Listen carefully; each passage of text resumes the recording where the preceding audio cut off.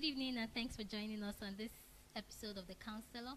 I am Olabisi Obayomi, and this evening we'll be discussing a crucial topic, one that the Bible says the love of it is the root of all evil, and then it's on finance in marriage. And it has been a reason for conflict also in many marriages right now. Here with me this evening to discuss this very important topic is Mrs. Lara Adedeji. Thank you very much for coming here today, this evening, ma'am. It's a pleasure. It has been discovered that based on research statistics that 50% of divorces these days are based on disagreement over money. And then in both the first and the third year in marriage, it has also been discovered that money has been a major topic of major disagreement in the home. So we'd like to know, why is this so? Why is money so crucial, and why is it so important to the extent that it causes so much disagreements in homes and marriages? Thank you for having me here. Good evening, and I believe that we'll receive counsel here. You know, what I've discovered is money is very important. In all institutions all across the world, some people say money is the vehicle of good news, of the gospel. And it's not just the gospel. Any good thing, has money as a vehicle that aids the movement and free flow of such. So it also includes marriage.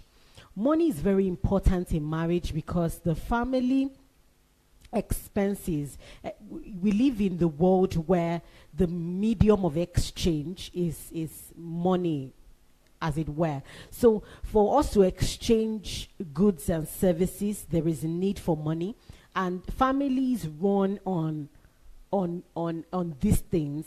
They are needed. They aid, the whole essence of, family and all that. But in institutions all over the world, no country exempted, you will find out that money is a major cause of disagreement. Money is a major cause of compromise. Money is always the root cause of conflicts between persons and even organizations. You will find out people in a nation, you will find out leadership of a nation talking about some people embezzling money, corruption, and all that. It's not just so you realize that money leads to conflict and creates tension, not just in the marriage, but in the midst of wherever you find human beings, whether it's a nation, institution, agencies, wherever you find human beings and they are relating, money is always a source of tension and conflict. So it's the same thing with marriage. Also, this is why money has always been one major issue or the other in home. So it's not just about the home. In every institution, irrespective, money has always been a major challenge. All right. Yes. So I'll be going to the next question right now. And then, it has been also discovered based on research statistics also that less than 50%, and to be precise, 47% actually of general population these days, people don't, they don't discuss money before getting married. That's for spouses, for engaged couples rather. But then, the thing has gone a little higher, that 47% of affluent couples, they will still probably just discuss money before they get married. And then it went higher to young professionals, the fact that 81% of young professionals still, talk about money before marriage. But 21% don't even talk about money at all. Can you let us know the importance? Why is money so important that we discuss it, before getting married? Why should we discuss money before getting married? That's a very vital and important question. And for every young person listening, this is very critical. One of the beauty of the marriage institution is the process of it. Now, before you get into marriage, there's a very important process called courtship. Now, the period of courtship is not a period of taking ice cream, going to watch movies alone. It's also a period to ask sensitive questions and do your findings. Because one thing I've discovered is human beings general, the whole human population in the world, we are divided and differentiated by our personality types and our character traits. So you realize that you have some set of people in the population who are spenders. They are tilted towards spending. Then you have another side or another part or another set of people that they are savers. They are susceptible to wanting to save money rather than to spend it. So you want to find out who you want to engage with. So that's why it's important you sit down and discuss about money. Not just money. Before you get married, you have to sit down and discuss issues. Because one of the things I found out is that couples that don't discuss before marriage end up not having anything to talk about in marriage. I've realized that the lesser the conversation you have in courtship, when you get into marriage, such people, you realize that it is even, the conversation drops. Then whatever you talk about during courtship, you realize it's also the things that you talk about in marriage. So whatever you did not have the privilege to talk about in courtship, it has been noticed that is much more difficult to discuss it in marriage. So if you know in your marriage you want to talk about money, why not start talking about it before you get married? And one of the things that talking about it would do for you is it will expose you to the kind of person you are getting married to. Number one, then even if you know that, okay, this person has a weakness, as it were, in finance, you understand where to come in and how to bridge the gap. So that's why it's very important, and we must not take it lightly, discussing about finances and other issues before marriage. All right, thank you. So this is going to bring me to the topic, to the question of openness and transparency in marriage. Since you said that it's really important to discuss before we get married so that you can understand the person that is a saver and the person that is a spender. And so really there are so many people right now that are not being forthright with their partners concerning money matters. Pardon me, based on my research, really, we discovered that over 3% of couples, lie to their spouses about the amounts they probably even earn, and some even lie to their partners about their purchase, like what they buy and what they do not buy. And it has also been discovered that about 27% even misrepresents funds to their partners. They don't even let them know. And those that even combine money together, they lie about the amount that they are earning. So why, I would love you to really explain more and give us the importance of openness and transparency in marriage. The Bible says, if the foundation be destroyed, what can the righteous do? If the foundation of your marriage is faulty, there will be issue on whatever you build on it. That's why, for me, foundation, it's critical. You want to find out this person you're getting involved with, as the person lied about issues before, is the person open, because one of the things, and that's why the last question we treated, it's very important because that's the foundation. If you don't discuss finances, if the person does not trust you enough to discuss finances with you, then there's a problem. So even in marriage, you find out, is it that the person does not want to talk about it, or the person will misrepresent funds and, lie about what is earning, what is buying, what is spending his money on. And one of the things I've come to realize is that couples that lie to each other about funds, about money, about their finances, they end up becoming culprits of fraud. Some of them, they become culprit of mismanagement of funds, because where they are weak, There is nobody to help and strengthen their weakness. So they rely on me, myself, and I.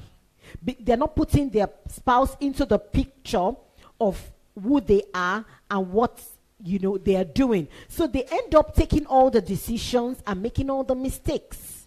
So that's why openness and transparency cannot be overemphasized.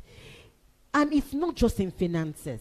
In marriage, you have to be open with your spouse. You have to be transparent. You understand? Because one of the things you want to do, and this is the whole essence of marriage. Marriage is about two imperfect people coming together. You want to see that, okay, and that's why I love the definition that the Bible gives us about marriage, two becoming one flesh. Because what happens is that, for example, you see these are fingers, they're gaps. But by the time I do a fist with this and I have this, there is no space. It has become one. So I've been able to close up the space and the gap because we're coming together. So imagine if they're not together. Things would flow out.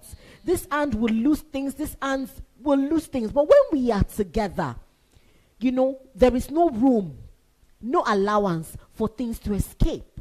That is what happens to couples that are united. That's what happens to couples that are open and transparent on all issues.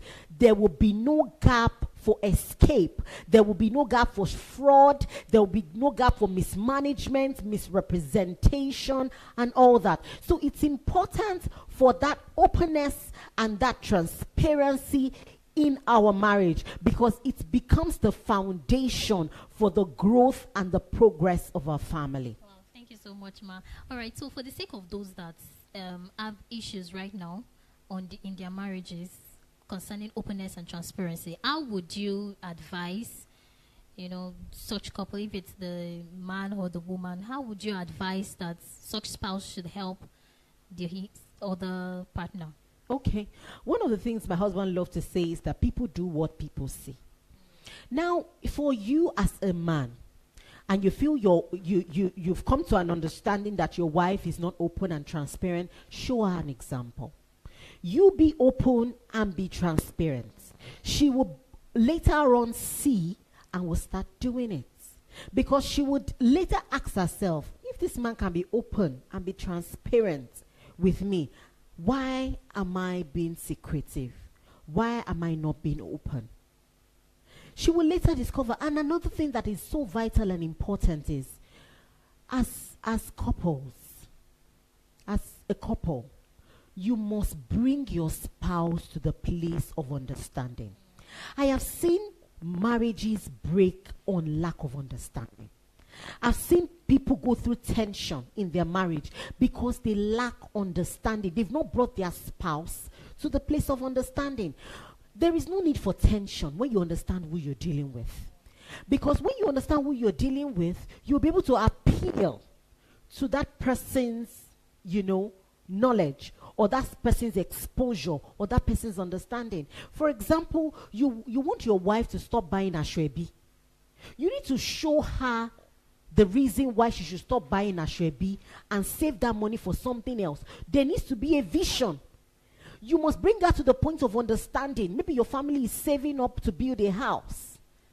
Go and do an architectural design. That won't cost you much. Do an architectural design, paste it on the wall of your room, and write the grand goal of the Adedeji family. We are saving up towards this, and you put a year. And you put it there. Let her see it every morning. And by the time she wants to talk about her Shebi, she remembers that there is a goal. There's somewhere we are going to. There's something we want to achieve. When she's not a foolish woman, she will pause on that Ashwebi desire and focus on that goal. But many a times, what do we do? No, you're not going to buy the Ashwebi. What is wrong with you? Are you the only one? This one, and the person is saying, okay, no problem. If I have my own money, I'll go and use it to buy it. But by the time this woman sees that there is a grand picture, You bring her to the place of understanding that we can't continue to live in a rented apartment. Our children need a bigger space to play. You two, you need, maybe she has a hobby of rearing things. You have more space to rear your chicken and your snails and everything, and you appeal to her. She would succumb. So this has to do with communicating the right way. Communicating the right way. You must not communicate your own way. And that's why it's important for us to understand the language of our spouse. You must understand what appeals to your husband. You must understand what appeals to your wife. You don't have to argue over everything. You don't have to argue over everything. You just need to appeal to what motivates and inspires that person. So because there is always a queen in every woman. When you speak to that queen, you will see royalty. There is a king in every man. When you speak to the king in him, you will see royalty. You won't see a full manifest. So you need to appeal to that side of your spouse. That's why I believe that when people say, you don't know my husband, he's a terrible person. You don't know my wife, he's a terrible person. Every human being, there's always a balance. There's always a good and a bad side. It depends on what you appeal to. So that's important. We must bring our spouse to the place of understanding. So this makes it, it's quite important that the family even has a budget, like as a plan, as somewhere they are focusing a vision that they are looking out to. All right, Ma. So this is going to bring me to joint accounts. What would you say joint account is? Many people have defined joint account in so many ways, but what's your own definition of that term, joint account? Now, when people say joint account, actually, many people mean, okay, you open an account in the name of Mr. and Mrs. Apple. Now, for me, if that's the definition of their own joint account, I'm not for or against it. I'm an advocate of openness and transparency all round, in all areas. When your husband, we have, especially in our generation today, it's so funny. You have a phone and it's passworded and your husband does not have the PIN code. That's where openness and transparency starts from. If your husband does not have access to your phone, how can he have access to your account? So by the time he has that access, he knows you are not hiding anything. And the same way, you two know you know that he's not hiding anything. So whether it's a joint account or it is an individual account, it does not matter. Because why? There is openness and transparency. So, when people are advocating for joint account, let's open accounts in Mr. and Mrs. Apple name, you will see there's a problem somewhere. The openness and transparency is faulty at some point. So I'm not really an advocate for or against opening accounts in Mr. and Mrs. Apple, but whatever account you are running, let your spouse, as a man, don't go and hide one account somewhere and your wife does not know about it. It's not correct. It's not scripturally correct. And the same thing for the wife. Don't open an account somewhere or have an investment somewhere or a property somewhere and your husband does not know about it. It's not scriptural. It's not correct. Thank you, Ma. So let's talk weddings and debts. Many young couples start their homes with debts. Wouldn't this make an unhappier home, an unhappier union? What's your take on that? One of the things, when I have the opportunity to speak to young engaged couples that are stepping into marriage, I tell them, especially for those that know Christ and are following him, that God makes provision. Many people, I've seen, people that say they are not getting married because they don't have money. I've heard situations where we've been courting for 5 years, we've been courting for 6 years, the funds are not enough, our parents are asking us to bring this, our families are asking us to bring that, and we don't have enough money, and we want to be together. As children of God, we need to trust God. The place of trust cannot be overemphasized. You need to trust God. You don't have to go into debt to finance your wedding. It's a wrong foundation. Your foundation must be correct, because by the time you go into debt, you're entering your marriage paying debts. unknowingly to you, there is already a tension in that marriage. And you don't want to start by having tension. You're just getting together, you're getting to learn, to understand each other and bond. You can't bond where there is tension. So that's why I don't advise at all that any young engaged couple should borrow money or take a loan to finance their wedding. This means they should just sort the wedding the way they are. Yes. The truth is, it's in Africa. Not just in Africa, because I've actually heard stories of other continents of the world where these things also happen. So I think it's not just an African thing. But it's wrong for you want to do something. You can cut your coat according to the clothes available. I've seen somebody do a 50,000 naira wedding, and they took pictures, and it was lovely. And he bought a 5,000 naira ring for his wife, and after 4 years, he went to the market, bought another set of rings, and exchanged it. That's what I was going to say. So nobody knew. Okay. So you don't have to go and you don't have to wait till you have 150,000 naira to buy a diamond ring or a gold-plated ring before you can say you want to get married. Work with what is available. So later on you can. And later on you can always upgrade. You did not have the kind of honeymoon you wanted. You went to Goshen or Canaan to do your honeymoon, and you want to go to Dubai. When you have the money, you can decide to take a second, a third, a fourth, a fifth, or a 100th honeymoon as it pleases you. Their wedding anniversaries. Anyway. Their wedding anniversary, exactly. You want to, my wife deserves the best. My husband deserves the best. You can decide to take a trip together. It's even better. You will enjoy each other more. Not that you're spending money to cook food for people that will just come and eat and will not give you a farthing.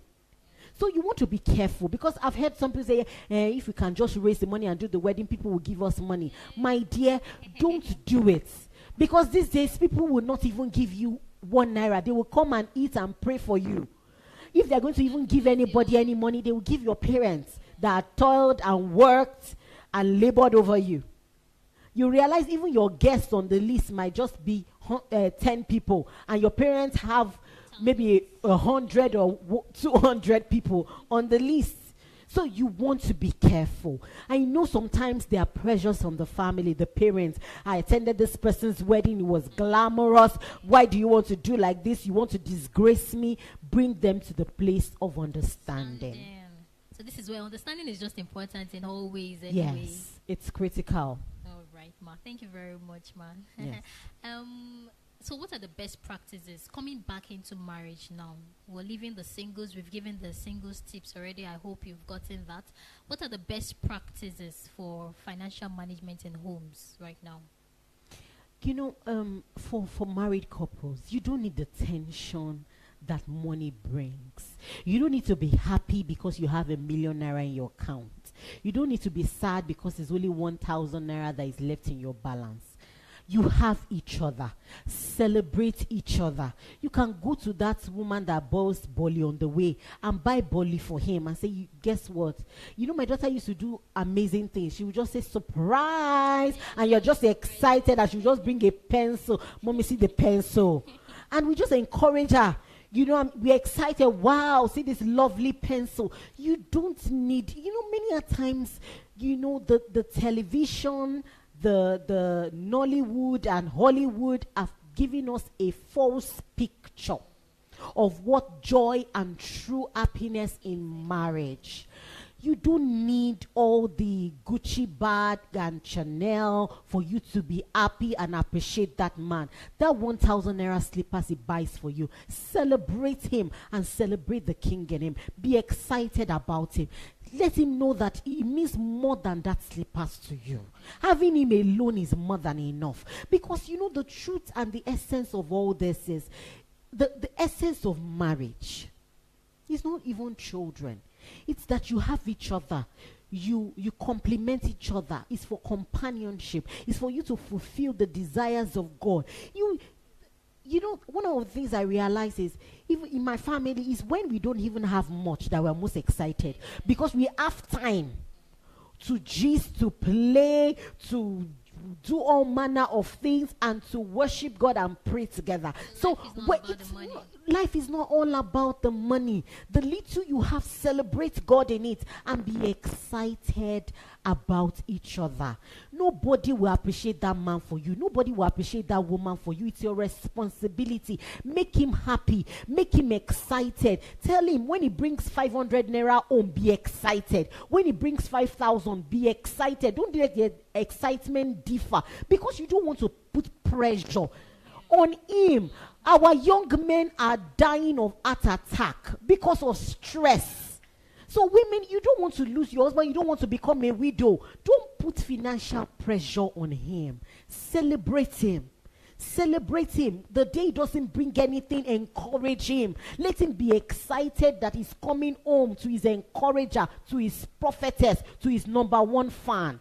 And the same thing for the man. Celebrate that woman, encourage her. She might not have been able to achieve all that she wants to. Tell her you will get there, my dear. You're a work in progress. God is taking you there. That's the whole essence, that we have each other. We have decided to stay. We've made a covenant under God to stay with each other in sickness or in health, in riches or in poverty. So money should not be a factor for joy. But at the same time, your family, you need to plan it. If you take your family as a national business, the same way we complain that, you know, the president is not working as the head of that home, are you making plans? Are you implementing your plans? Are you executing them? Are you raising resources for that family? Are you looking into the future? Are you planning for that family? Does your family have a budget? Does your family run on budgets? Because you know the Bible says that the horse is prepared for the day of battle, but safety is of the Lord. The Lord will do it. I know. The Lord is in charge. I know. The Lord is in control. I know. But you have to make plans. Then commit it to the Lord for safety. So you want to find out, if you think the other opportunities you can unearth, you can look at other streams of income for your home. You can use the spare space in your home to create something, to rear something, for something to come into the family additionally. So I just want to encourage couples, don't be discouraged. Whatever you are going through, you might have lost a job, you might have lost a contract, the economy might not have been working well. There are opportunities all around you, but you can't see them if you are sad and brokenhearted. You need to be excited, you need to be joyful, encourage each other, create time to make plans and budget for your family, and you will see that the Lord will take you from where you are to where you desire to be. Thank you so very much, Ma, for these insightful tips that you have given unto us. Thank you so very much. We really do appreciate you. So that's it this evening on The Counselor this evening. And till we come your way again next month on another exciting, topic on The Counselor. Have a wonderful evening and stay blessed. Enjoy the rest of your weekend. God bless you.